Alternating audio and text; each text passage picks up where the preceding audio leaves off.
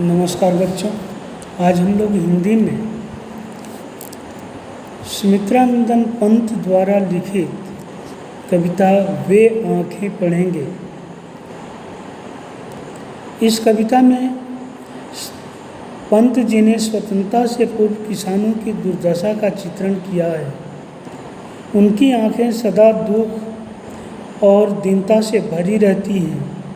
कभी वह स्वाधीन था, परंतु आज उसे उसकी ज़मीन से बेदखल कर दिया गया है। महाजन ने क्रूरतापूर्वक उसके पुत्र को मरवा डाला, उसके घर द्वार बिकवा डाले, खेत तक नीलाम करवा डाले। ब्याज के लिए उसने सब अत्याचार किए। उसकी पत्नी बिना दवा दारू के मर गई और दुधमुही बेटी दूध के अभाव में चल बसी।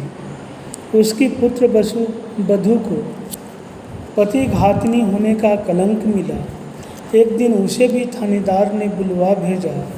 अगले दिन वह कुएं में डूबकर मर गई। इस सब अत्याचारों की याद कर के किसान की छाती फट जाती है।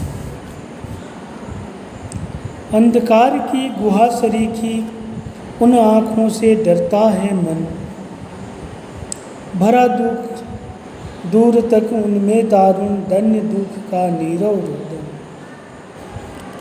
भारतीय किसान की आंखें मुझे एक अंधेरी गुफा के समान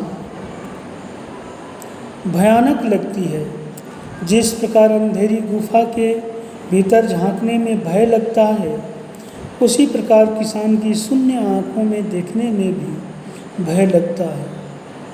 क्योंकि उन धसी आँखों में निराशा, शोषण, पीड़ा और रुदन के सिवाय कुछ नहीं है। उन आँखों में भयानक गरीबी का दुख और उनका चुपचाप गरीबी को सहे जाने का मौन रुदन व्याप्त है। वह स्वाधीन किसान रहा, अभिमान भरा आँखों में इसका। छोड़ उसे मझधार आज संसार कगार सदृश बह खिसका। इन पंक्तियों में कवि किसान की दयनीय दशा का मार्मिक चित्रण किया है।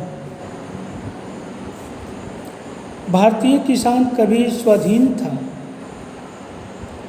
स्वावलंबी था। उसके पास अपना कहने को कुछ खेत थे।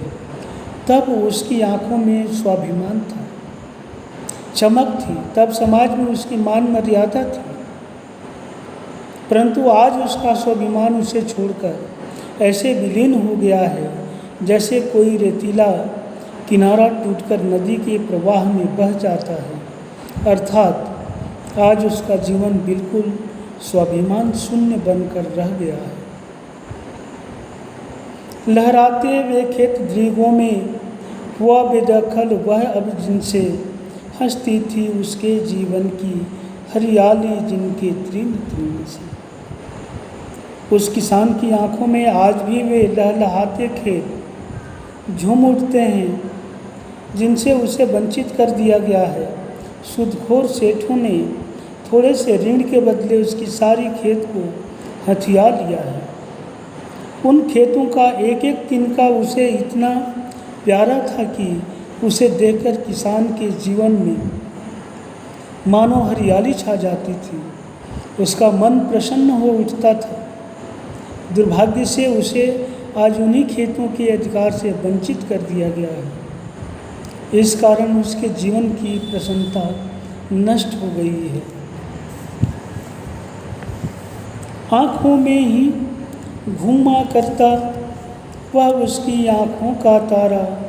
कारकुनों की लाठी से जो गया जवानी ही में मारा।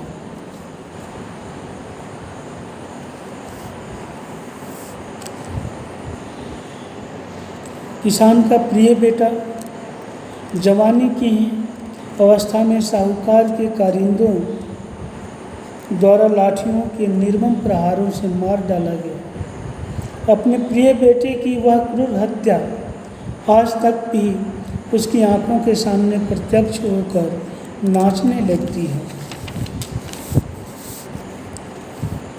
बिका दिया घर द्वार महाजन ने, न ब्याज की कौड़ी छोड़ी, रह रहे आँखों में चुभती व कुरकुही बरधों की जोड़ी। महाजन ने अपना धन और ब्याज उगाहने के लिए किसानों की घर संपत्ति सब नीलाम कर डाली, उसे घर से बेघर कर दिया, किंतु अपने ऋण का ब्याज एक एक पाई करके चुका लिया। उसके मन में किसान की दयनीय अवस्था को देखकर जरा भी दया नहीं आई। उसने उसकी प्रिय बैलों की जोड़ी को भी उसके देखते देखते नीलाम कर दिया। वह किसान उसे विवश होकर नीलाम होते देखता रहा, कुछ कर नहीं पाया। आज भी बैलों की नीलामी की वह स्मृति उसके मन में वेदना जगा जाती है।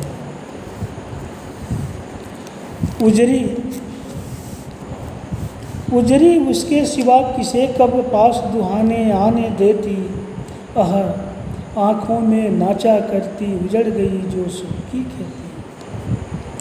किसान को अपनी उजली सफ़ेद गाय से अत्यंत स्नेह था। गाय भी उससे स्नेह रखती थी, अतः गाय उसके सिवाय अन्य किसी को अपने पास दूध दूहने के लिए नहीं आने देती थी। उसकी आँखों के सामने आज भी गाय का स्नेह उमड़ पड़ता है। हाय, बेचारी किसान का सुखमय संसार आज उजड़ गया है, परंतु उसे उसकी याद बरबस आती रहती है। बिना दवा दर्पण के घरनी स्वर्ग चली आँखें आती भर, देख रेख के बिना दूध मुही बिटिया 2 दिन बाद गई मर। किसान की पत्नी बिना दवा दारू के अभाव में ही मर गई। वह इतना फटे हाल था कि अपनी पत्नी की बीमारी का इलाज भी नहीं कर पाया। यह सोचकर उसकी आंखें आंसुओं से भर जाती हैं।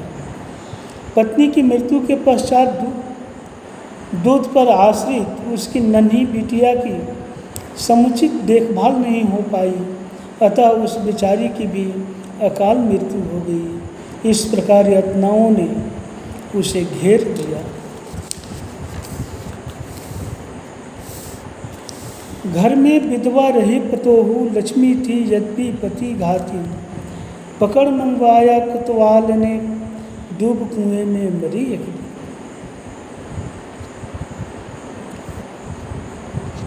उस किसान के घर में उसकी विधवा पुत्र वधू शेष बच रही थी, यद्यपि उसे पति घातनी अर्थात पति की हत्या का कारण समझा जाता था, पर अब वही इस घर की गृह लक्ष्मी के समान थी। उसे भी एक दिन कोतवाल ने बुलवाकर अपनी वासना से भ्रष्ट कर दिया। परिणाम स्वरूप वो लाज के मारे कुएं में कूदकर मर गई।